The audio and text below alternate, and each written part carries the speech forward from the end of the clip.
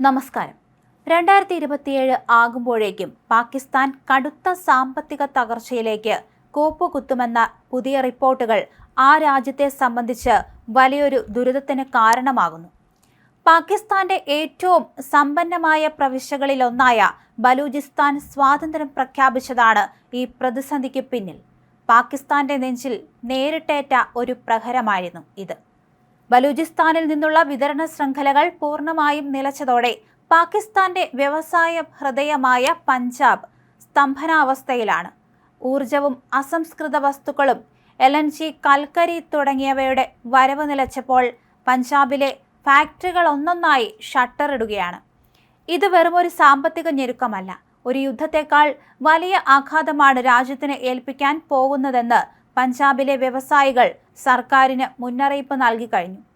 Dungi പോലുള്ള പ്രദേശങ്ങളിൽ നിന്നുള്ള ഖനന വിഭവങ്ങളുടെ കൈമാറ്റവും പൂർണ്ണമായും തന്നെ നിലച്ചിരിക്കുകയാണ്. റോഡുകളിൽ സുരക്ഷയില്ലായ്മ കാരണം ട്രാൻസ്പോർട്ടർമാർ സമരത്തിലാണ്. ചരക്കുനീക്കം പൂർണ്ണമായും നിലച്ചു.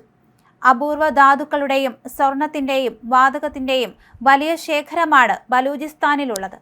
ഈ സമ്പത്ത് പാകിസ്ഥാന് നഷ്ടമാകുന്നത് രാജ്യം പാപ്പരാകാൻ കാരണമാകുമെന്നാണ് സാമ്പത്തിക വിദഗ്ധർ ഒരുപോലെ പറയുന്നത്. മിർയാർ ബലൂച്ച് എന്ന ബലൂച്ച് നേതാവ് പറയുന്നത് തങ്ങളുടെ സൈന്യം മേഖലയുടെ നിയന്ത്രണം ഏറ്റെടുത്തെന്നും പാക് സൈന്യത്തിന് കരഭൂമിയിൽ നിയന്ത്രണം നഷ്ടപ്പെട്ടെന്നുമാണ്. പാക് സൈന്യം ഇപ്പോൾ വ്യോമാക്രമണങ്ങളെ മാത്രം ആശ്രയിച്ച് പ്രതിരോധം തീർക്കാൻ ശ്രമിക്കുമ്പോൾ ബലൂചിസ്ഥാൻ റിപ്പബ്ലിക് എന്ന പേരിൽ സമൂഹ മാധ്യമങ്ങളിൽ സ്വതന്ത്ര പ്രഖ്യാപനവും എത്തിക്കഴിഞ്ഞു. ബലൂചിസ്ഥാനിലെ ജനങ്ങളുടെ വർഷങ്ങൾ പഴക്കമുള്ള സ്വപ്നം, അതായത് തങ്ങളുടെ വിഭവങ്ങളിൽ പ്രാദേശിക നിയന്ത്രണം വേണമെന്ന ആവശ്യം, അതവർ നേടിയെടുത്തപ്പോൾ ഇപ്പോൾ പാകിസ്ഥാന്റെ നിലനിൽപ്പിനെ തന്നെ ബാധിക്കുന്ന ഒരു സാമ്പത്തിക ഉപരോധമായി അത് മാറിയിരിക്കുന്നു. അതേസമയം പാക് അധീന കശ്മീരിലും ഖൈബർ പത്തൂൺഖയിലും തിരിച്ചടികൾ നേരിട്ടുകൊണ്ടിരിക്കുകയാണ്.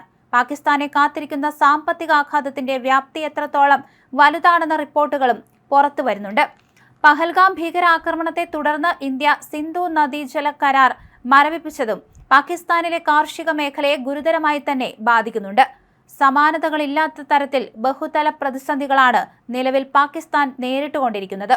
ഇനി മുതൽ പാകിസ്ഥാന്റെ ഭാഗമല്ലെന്നും തങ്ങൾ സ്വതന്ത്രരായി എന്നും പ്രഖ്യാപിച്ച് കഴിഞ്ഞ ദിവസമാണ് ബലൂചിസ്ഥാൻ രംഗത്ത് വന്നത്.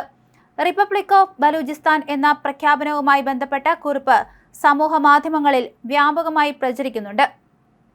ബലൂചിസ്ഥാന്റെ 85% ഇപ്പോൾ തങ്ങളുടെ നിയന്ത്രണത്തിലാണെന്നും പ്രസ്താവനയിൽ പറയുന്നു. പുതിയ രാജ്യം നിലവിൽ വന്നുവെന്നും തങ്ങൾക്ക് സ്വന്തമായി ദേശീയ പതാകയും ദേശീയ ഗാനവും ഒപ്പം കറൻസിയും നിലവിൽ വന്നുവെന്നും അവകാശപ്പെടുന്നുണ്ട്.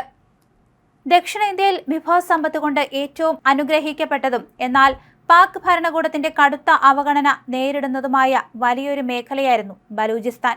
1948 പാകിസ്ഥാനോട് ഈ മേഖലയെ ബലമായി കൂട്ടിച്ചേർത്തത് മുതൽ ഇവിടുത്തെ ജനങ്ങൾ കടുത്ത വിഘടനവാദ ചിന്താഗതികൾ വച്ചു പുലർത്തുന്നവരാണ്. ഇക്കഴിഞ്ഞ വർഷങ്ങളിൽ ബലൂചിസ്ഥാൻ ലിബറേഷൻ ആർമി ഉൾപ്പെടെയുള്ള സായുധ ഗ്രൂപ്പുകൾ ചൈനീസ് നിക്ഷേപങ്ങൾക്കും പാക് സൈനിക താവളങ്ങൾക്കും നേരെ നടത്തിയ ആക്രമണങ്ങൾ ഈ മേഖലയെ വലിയ തോതിൽ തന്നെ അസ്ഥിരപ്പെടുത്തിയിരുന്നു. കാലങ്ങളായി തുടരുന്ന സൈനിക അതിക്രമങ്ങൾക്കും യുവാക്കളുടെ തിരോധാനങ്ങൾക്കും എതിരെയുള്ള ജനങ്ങളുടെ കടുത്ത രോഷമാണ് ഇപ്പോൾ ഒരു സ്വതന്ത്ര രാഷ്ട്ര പ്രഖ്യാപനത്തിലേക്ക് അവർ എത്തിയത്.